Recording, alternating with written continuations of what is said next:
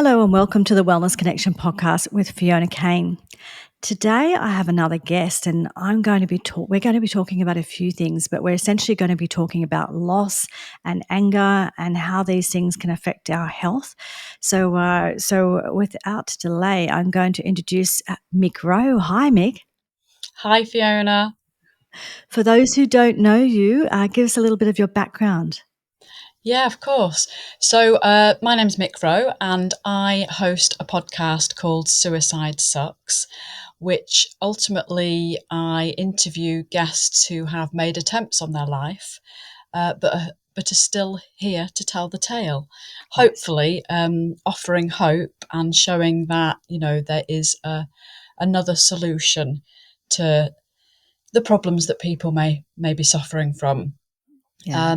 It took me a long time to get there. I had a lot of anger to deal with because I lost my brother to suicide in '96.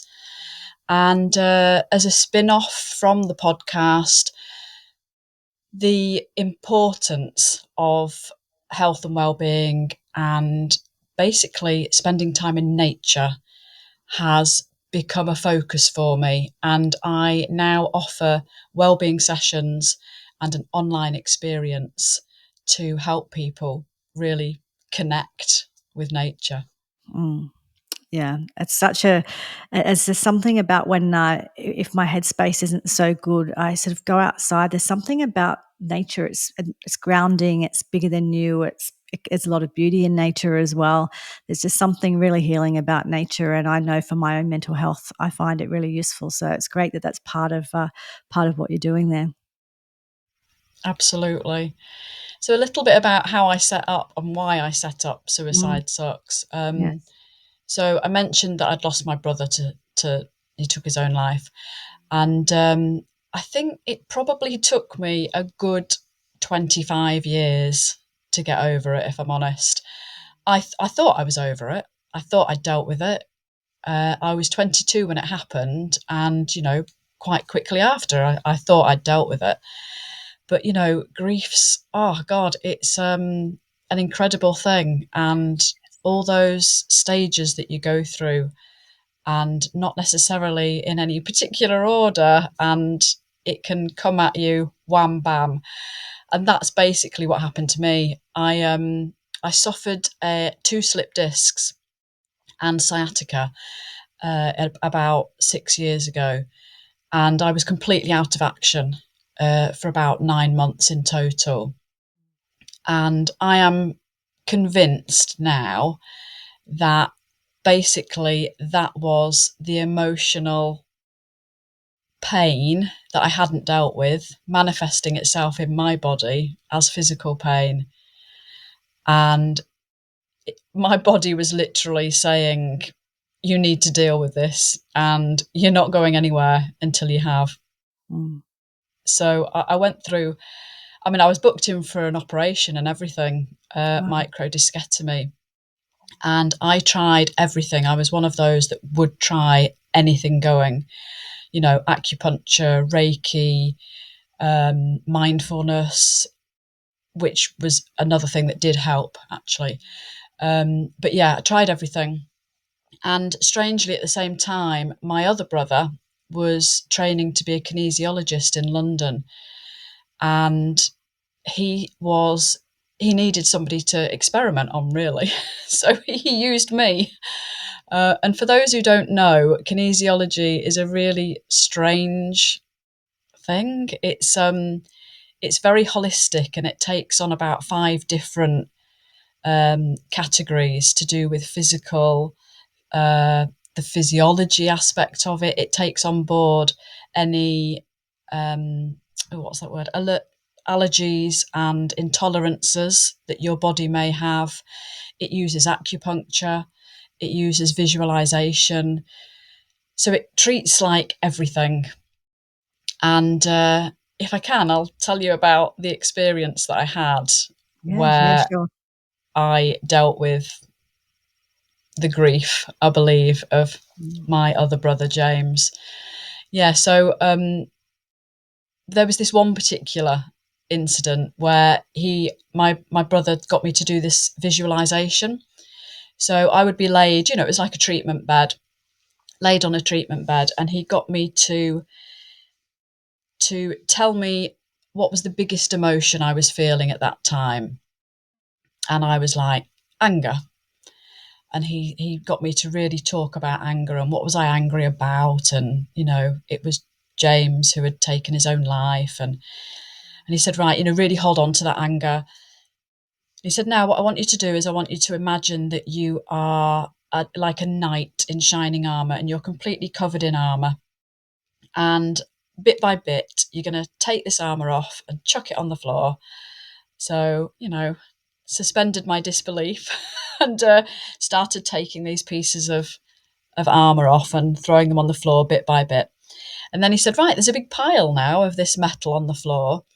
And again, he told me to suspend my disbelief. He said, we're going to get a match and we're going to light that metal. So I did it and lit it. And he said, right, it's now starting to melt. And it's getting smaller and smaller until it's a tiny little puddle on the ground. And then there's one little drop and it's gone into the ground and it's gone for good. And then he said, right, what I want you to do now is I want you to conjure up that anger that you felt before. And I was it was silent for a bit. And then I just absolutely burst into hysterics, into laughter. I couldn't do it. I could Yeah. not recall that deep emotion of anger. And I was just lying there on this bed, absolute tears streaming down my face. And then he started laughing. And I said, don't you? He said, what? I said, I can't do it. I Yes. can't do it. And it was just the most amazing experience.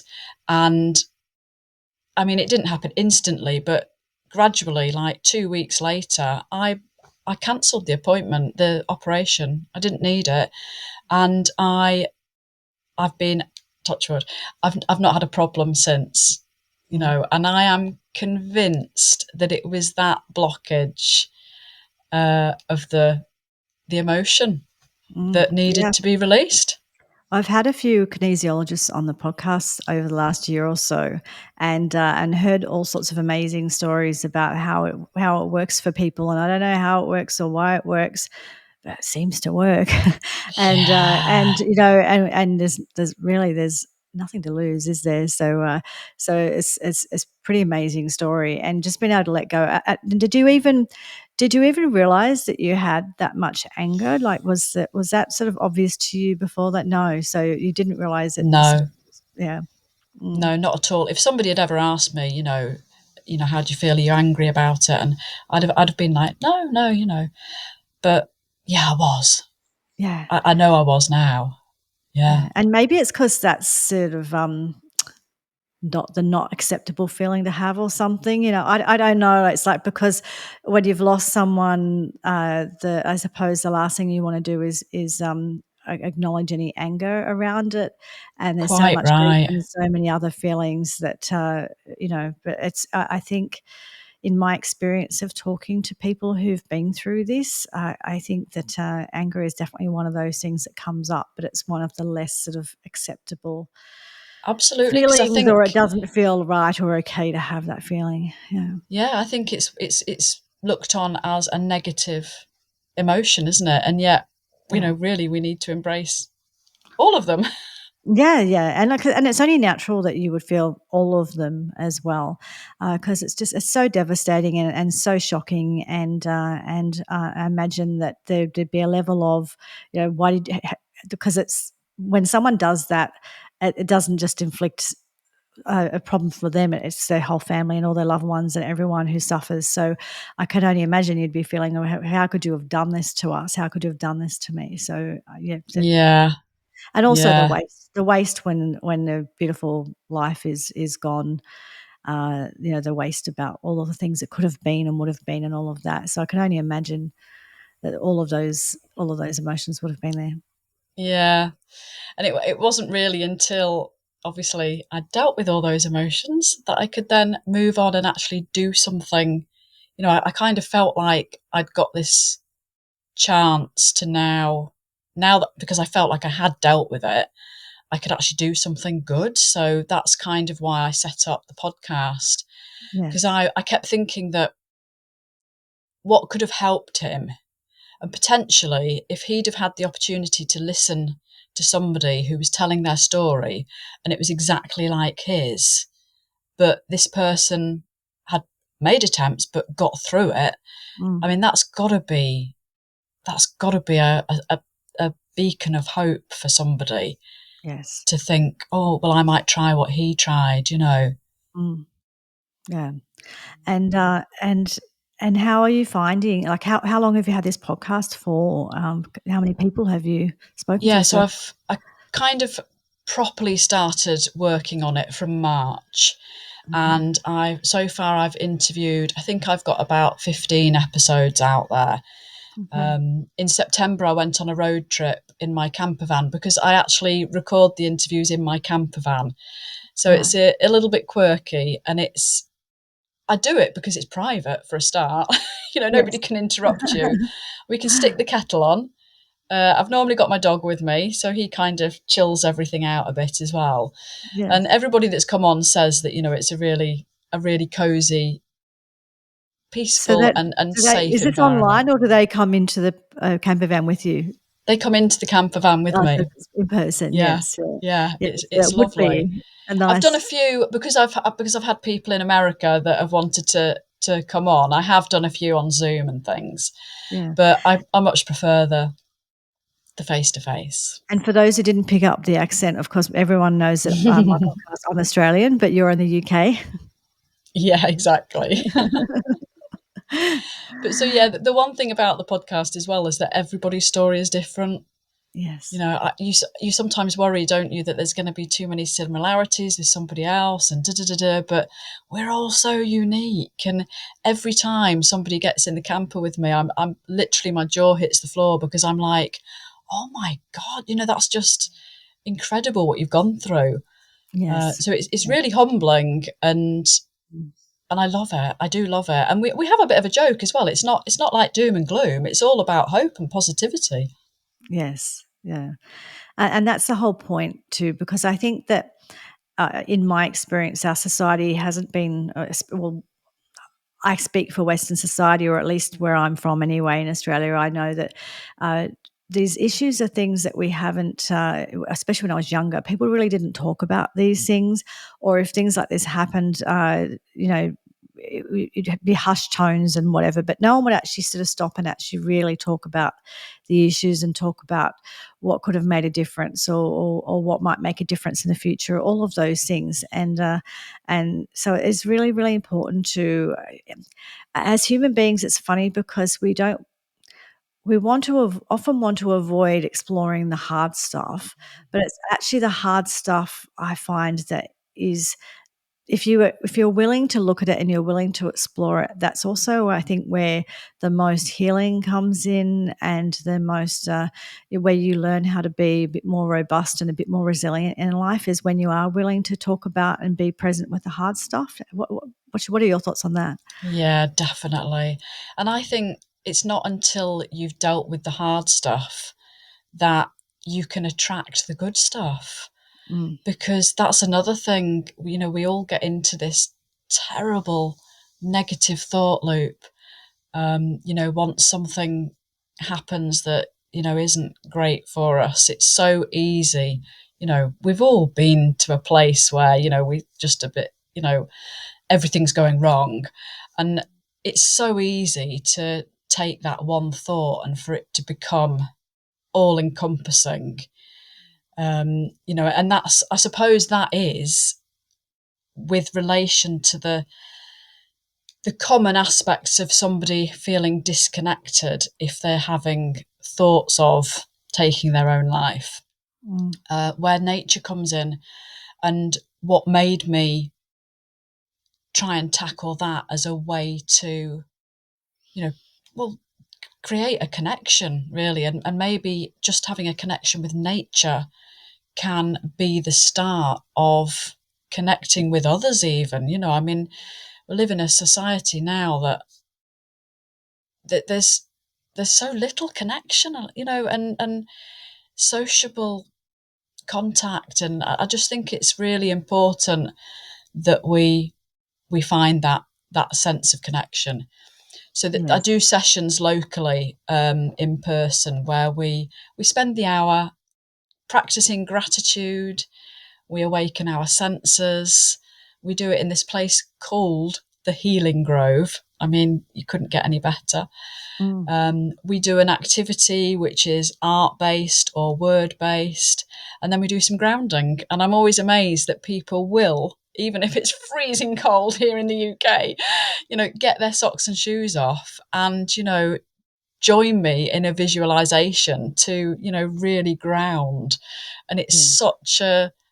it's such a lovely feeling that you're not just connected with the earth, but you're connected with the people around you. It's amazing. Yes, yeah. And you're right in regards to connection. And I say this over and over again because it comes up on so many episodes.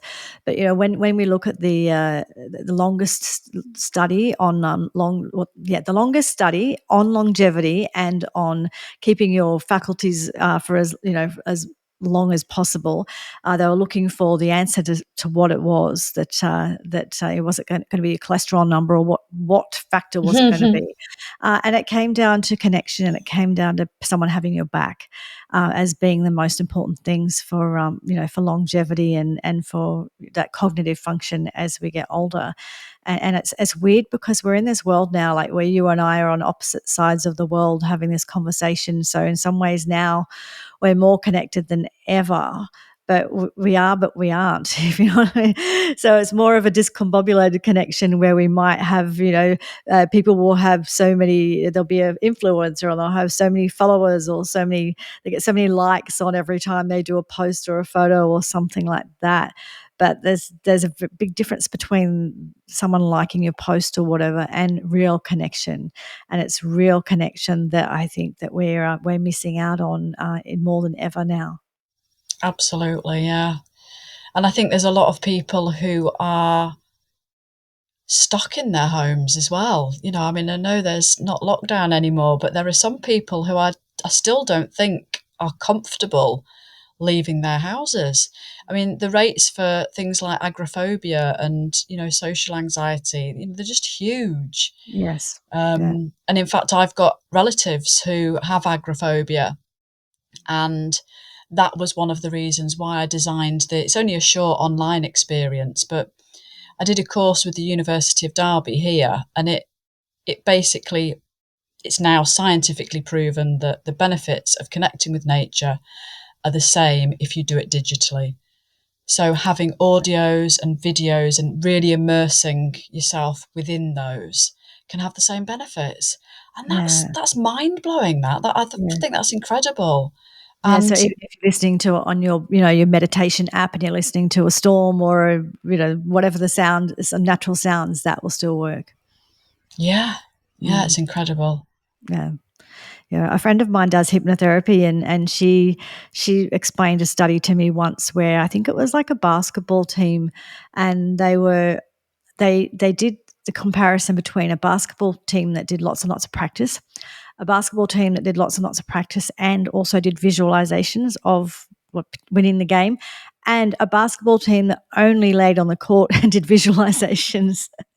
And it was the ones Wow, that did the visualizations only, I think, that were the ones that actually had the most success. So they laid there on the court and imagined how the game would go. And, it is very powerful. that is Uh, amazing. you And I believe like a lot of the Olympic teams do the same thing now. They have like kind of a spiritual coach or well-being coach that will yeah. encourage this whole visualization. Yeah. And it's the same with power poses. So I think it was her name was Amy Cuddy. Did a TED talk about those, and she was, if I'm talking about the right person, I think it's the right person. Anyway, and she talked about power poses, and she did studies at, I think it might have been Harvard or somewhere, and they found, so the power poses are like where you kind of do like Wonder Woman or Superman, and you sort of stand in those stance, so Wonder Woman's, the legs apart, arms Yeah. like this, and which is, anyone listening and not watching, the Wonder Woman pose where she's got her hands on her hips sort of thing, or Superman would be, the arms in the air, like Superman. Yeah. Uh, what they found is that when you do that, that it increases it reduces your stress hormones and increases your testosterone, which helps you get through a challenging event. So they looked at it for things like, exams or job interviews or that kind of thing. But they also found that it worked even if someone who wasn't able to do that, maybe someone who's not physically able to do that pose, but if they imagined themselves doing the pose, they also got the same benefit because they were testing the hormones and things. Wow. So yeah, you're absolutely right. That's very powerful what we can do, whether it be a meditation app or whether it be the videos or whatever. Yeah, really, really powerful stuff. So it's Mm. great if you can get out into nature, and obviously I'd highly advise it. And the difference is that I'm in Australia now, where it's 30 to 40 degrees, which actually is a bit too hot the other way, Celsius Oh, that is. And you're somewhere where it's like 11 degree, top of 11 today, I think yeah. you said. I mean, we don't even get that in summer, I mean, it's like the hottest we get is, honestly, I mean, maybe 28 every now and then, but 21's the norm. Yes, yes. I always have a bit of a laugh actually because in winter here, if I'm feeling a bit sad about the weather, I always look up the weather. I know it's not where you are, but I look up the weather in Glasgow, right? And it's always rainier and colder in Glasgow in their summer than it is That's here in our brilliant. winter in Sydney. So I was like, okay, I looked at the weather in Glasgow. I feel better about winter in Sydney now. I'm going to get over myself. That's brilliant. I love it. Oh, So, I know we haven't got a lot of time, but just with the time we do have, I suppose just a little bit more about. Look, I think that what you're doing is amazing, and I think it's really powerful, and I feel like getting that message out, especially now because podcasts are just they're the way to go. They're so powerful and so accessible that this is making a real difference, and you must at some level sort of feel like you're if there's even one person that you could save, that it's sort of in your brother's name sort of thing. It's like someone who doesn't go through what your family's been through. That it's yeah. worth. Yeah. Yeah, absolutely. I mean, it's I'm so obviously so passionate about it, and the fact that people want to talk about it is also so evident. They want to chat, and they want to chat about all of it. Yes. Now I do have to cut some out because there's certain things you're not allowed to talk about, which frustrates me because they want to talk about it. And actually, to me, somebody listening might not feel so alone or think that they're the only ones who have ever felt like that if they were Yeah. to hear all of the nitty gritty. So there's certain things we can't touch on, but it Mhm. is still very open and honest. Yes. And as ever with things like this, it's never just one thing. There's normally four or five things, and they've all started to just, you know, buck up against each other. And then there's one thing that will break the camel's back, so to speak. And that's they'll talk about it all, but they'll all have a different thing that helped them, be it a lot of people might have the talking therapies that are really big. That's helped them. But then for someone else, they don't really want to talk about it. No. They need to do something physical or practical. Mm. So that's really interesting as well, that there's a different way for each person that got them through it, so to speak. The Yes. last lady I spoke to, it was all about art and creativity, and that was just what somehow she connected with, Mm. and that then got her through each day. So it's very special to hear the stories, and I'm always so excited to get a new member in the camper van. Yes. And I've obviously got lots booked in and lots to come up. Yeah. And I actually think that's a really important point that you raised there too, with all of the different things that work for different people. Because I find this now that even just, there's a big push in the last few years in regards to men's health and men's mental health, for very good reason. And I, we sort of, I find that sometimes we when we're talking about, oh, men should do this or men should do that or they should talk more or whatever. And look, obviously it's great if they can, and there's, like you said, there's nothing wrong with talk therapy and being able to talk and all of those things. But I think it is actually important, whether it's man, woman, whoever, but it's important to acknowledge that just different things might be the key for different people. And it doesn't, there's not one, there's not one way of doing this. And so for some people, they will really benefit from the talking, and they've got to learn to open up more and talk. And someone else might not be that way inclined, but it doesn't mean there's not other useful strategies that will help them. And I think it is good to be open to that. And so Absolutely. if people listen to those episodes, there might be one where they think, oh, I just don't relate to that at all. But another one they'll listen to and go, okay, that there's the key in. And that's the thing. It's like Yeah. finding that key in for that person. And we're not all, like I could talk to the cows come home, and I'm a woman and I like to talk about my feelings and my thoughts, and you can't shut me up. But Yeah. not everyone is me. And you can't sort of put that onto other people that, oh, you should do it this way or whatever. So I actually really love that it's just opening up the conversation of what are all the different ways that people Yeah. And can sometimes it's not even the first, they've tried 4 or 5 things before Mm, they've got to the one that works. So, yes, yeah. And I mean, yeah, the age range as well. I mean, there's a girl who's in her 20s who suffered bulimia, rape, mm, lost a job, lost her fiance, so much. And yes, then to a man he's 70 now, he's one of my best mates, who who lost his job.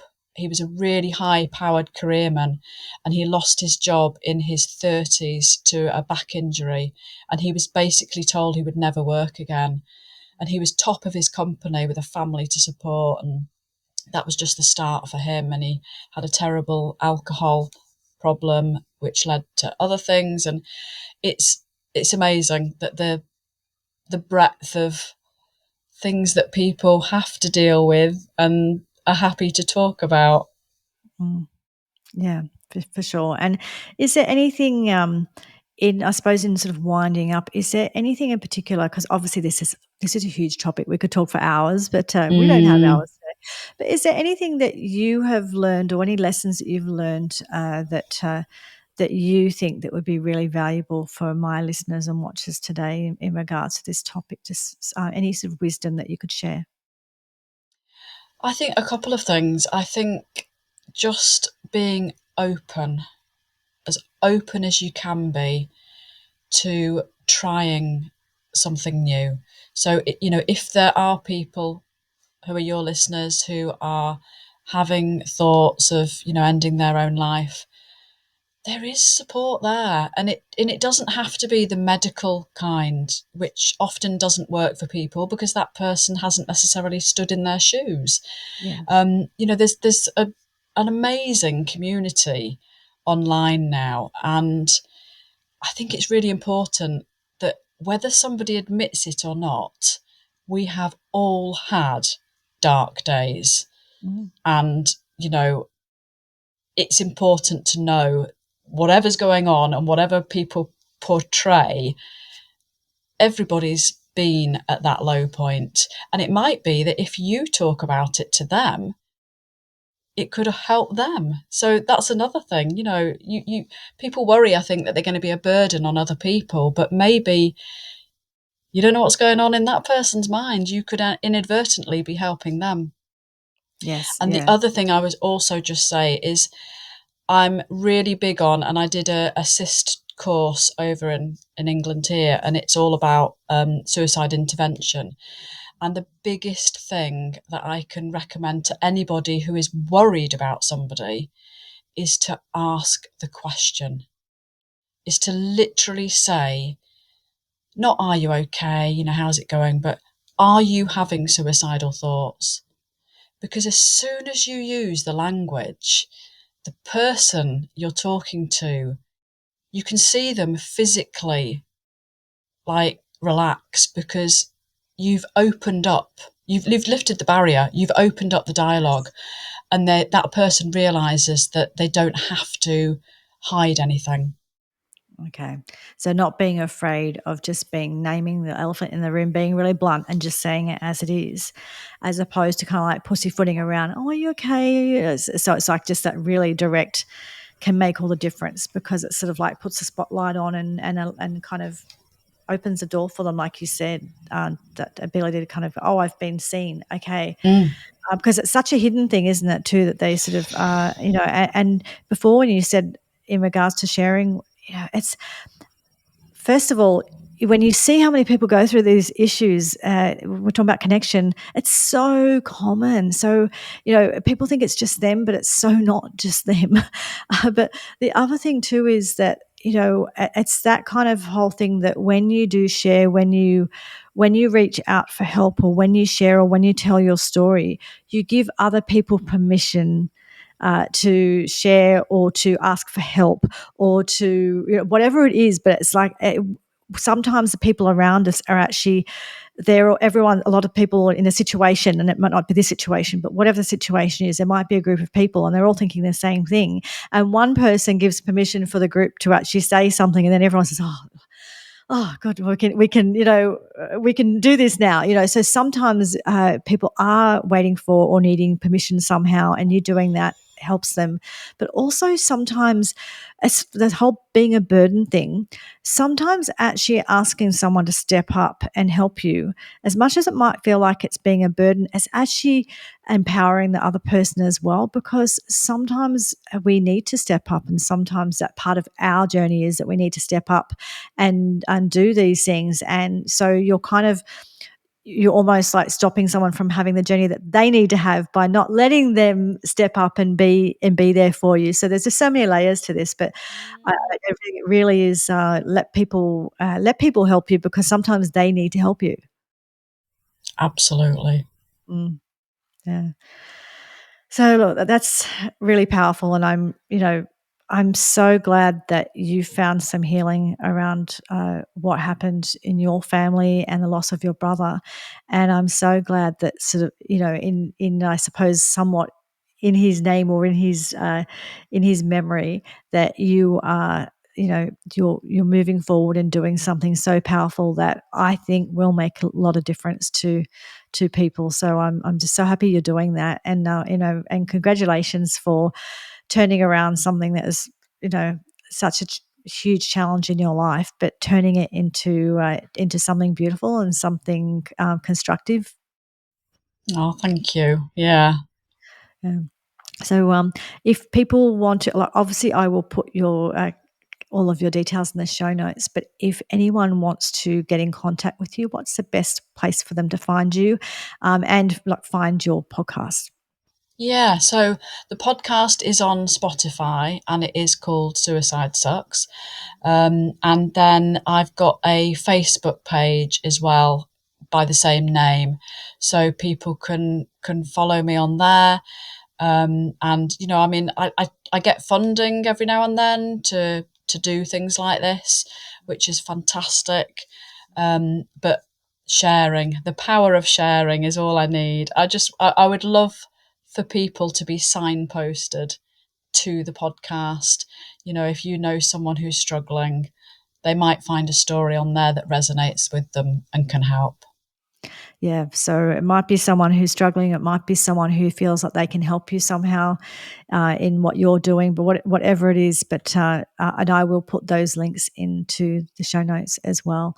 Look, Thank thank you you. so much, Mick. I really appreciate you sharing a story and sharing with me what you're doing. It's really great to hear stories of where people are empowering themselves and empowering others, and trying to make a difference in this world. So thank you so much. Oh, thank you, Fiona. It's been a pleasure. For those of you listening and watching at home, I really appreciate that you watch and you listen. Please like, subscribe, share, and rate the podcast so more people hear about it, because we need these stories to get out there, and we need to share stories like this, because they are so important. And here at the Wellness Connection, we like to have real conversations about things that matter, and this is one of those things. So thank you, everybody, and I will see you all again next week. Thank you.